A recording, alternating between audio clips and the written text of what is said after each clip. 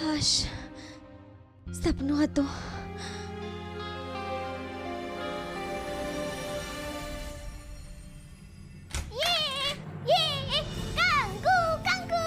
તમે બે પણ અડધી રાત્રે શું કામ આવ્યા? અડધી રાત ક્યાં છે? સવા થઈ ગઈ છે ને તું આમ ડરીને કેમ થઈ ગઈ? સપનું જોયું તું ને?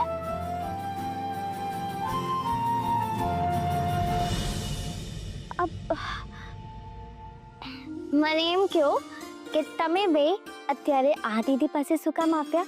કંકુ તો ભૂલી ગઈ, હમણાં इसको તૈયાર નથી કરી દેવાનું. મારા ટીની તરના મને કોઈ કામ દે અને હું ભૂલી જાઉં? એવું તો બની જ ના શકે. તમે જાઓ, હું આમ ગઈ ને આમ આવી.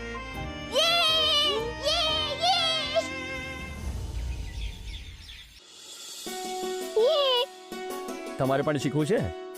ઓકે, ચાલો.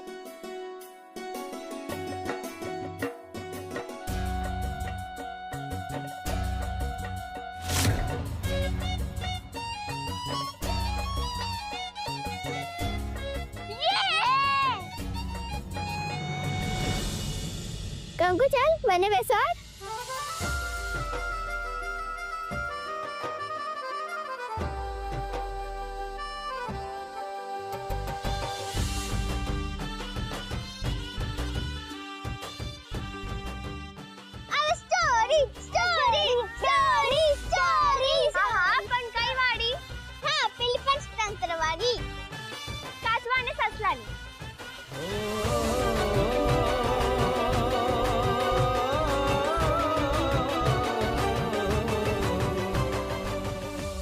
આ વાર્તાથી શું શીખ મળી?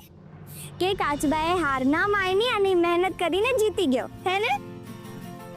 એવી જ રીતે આપણે પણ હાર નહીં માનવાની અને મહેનત કરતા રહેવાની. એકદમ સાચું. ચાલો હવે ગીત કોકા. અરે ના ના, મને તો ઘણા કામ છે હજી. થોડીક વાર તે દહીચકો બનાવ્યો? અરે ના ના, તમે રમો. હા તો એને ચક્કર આવે? ના ના, એવું તો કઈ નથી. મને તો હિચકો બહુ વાલો. શું થયું?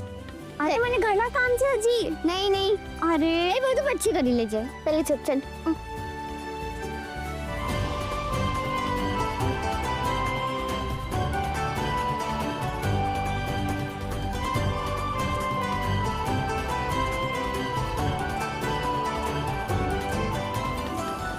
બેટા ધીમે કર, પડી જઈશ. બેટા ધીમે કરું, પડી જઈશ.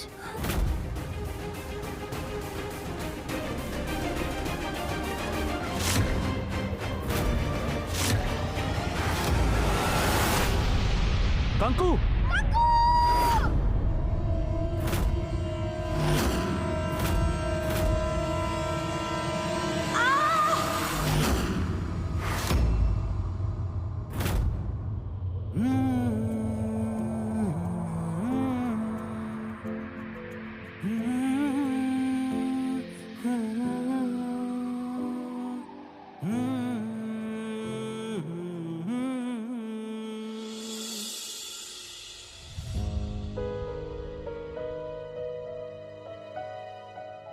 લાગ્યું તો નથી ને?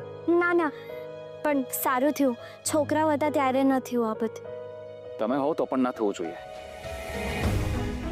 જો આપણે બીજાનો ખ્યાલ રાખીએ ને તો પોતાનો પણ ખ્યાલ રાખવો જોઈએ. ચાલો ચાલો છોકરાઓ.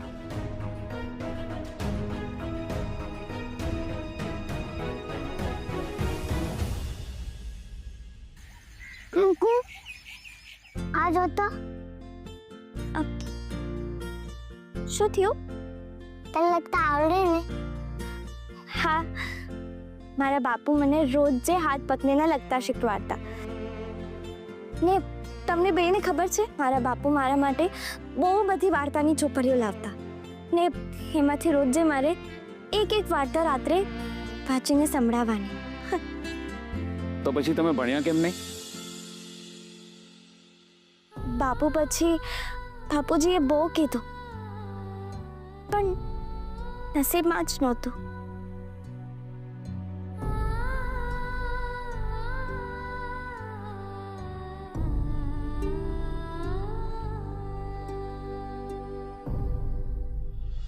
કંકુ આ જો તો આ સાચું છે કે હા હા ના ના હું શીખવાડું આપણને માતૃભાષા લખતા તો આવડવી જ જોઈએ કંકુ એમ નહીં ઉપર આવ ના ના લાવ પર ક્યાં બસ ઉપર ઓર્ડર છે બેગ ઉપર અરે યાર ચલ અરે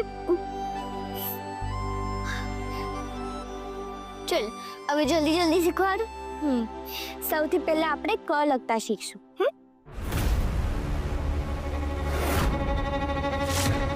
ક એટલે કાઈનો ક કંકુ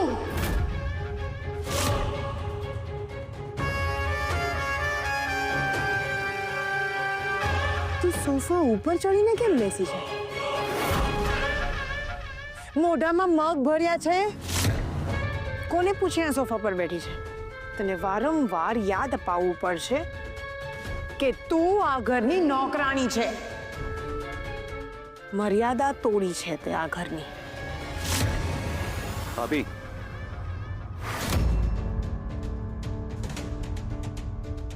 કંકુ સોફા પર બેસે એમાં વાંધો શું છે શ્રીભાઈ ઘરની બધી જ વાતમાં વચ્ચે બોલવું જરૂરી છે જરાય નહીં અને હું બહાર રહ્યો છું એટલે મને એની આદત પણ નથી અને ના પાડો તો વધારે સારું ભાભી પપ્પા કહે છે ને કે કંકુ આ ઘરની દીકરી છે યોગિતા સોફા પર બેસે પ્રિયા સોફા પર બેસે તો પછી કંકુ સોફા પર બેસે તો શું થઈ જશે શ્રીભાઈ મારો અર્થ એવો નહોતો દરેક વખતે અર્થ નહીં ભાભી શબ્દો પણ મહત્વના હોય છે અને વાત સોફાની નહીં સમાન હકની છે વ્યક્તિ નાનું હોય કે મોટું ગરીબ હોય કે શ્રીમંત હકમાં કોઈ પણ ભેદભાવ ના હોવો જોઈએ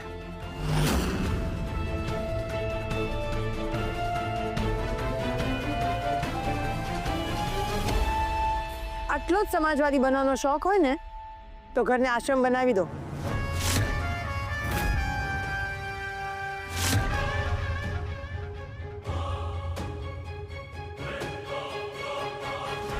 અને તને શું લાગે છે કે થોડી આવી બિચારી બનીને રહીશ તો શ્રીભાઈ ભોળવાઈ જશે અને તને આ ઘરની મહારાણી બનાવી દેશે હે ને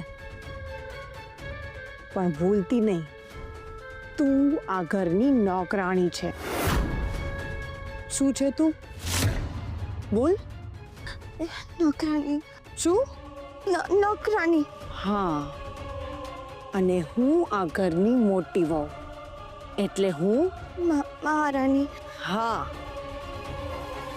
મહારાણી આ ઘરના નિયમ હું બનાવીશ અને હું જે નિયમ બનાવીશ છે એ તારો નાનો શેઠ પણ બદલી નહીં શકે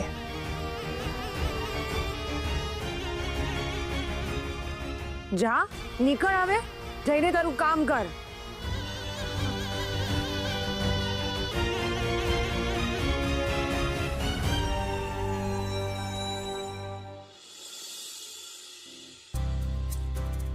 હું શું કહું છું આપણે હવે કંકુના લગ્ન માટે કંઈ વિચારવું જોઈએ શું કંકુના લગ્ન આટલા જલ્દી હાસ તો જેટલી મહેનત આપણે આપણી દીકરી માટે કરીને એટલી જ મહેનત આપણે કંકુ માટે સારો મૂર્તિઓ શોધવામાં કરવાની છે કુખે જન્મ નથી લીધો પણ મનથી તો દીકરી જ છે ને હાશ તો વળી જો દીકરી છે તો પછી નોકરાણીની જેમ શું કામ રાખવાની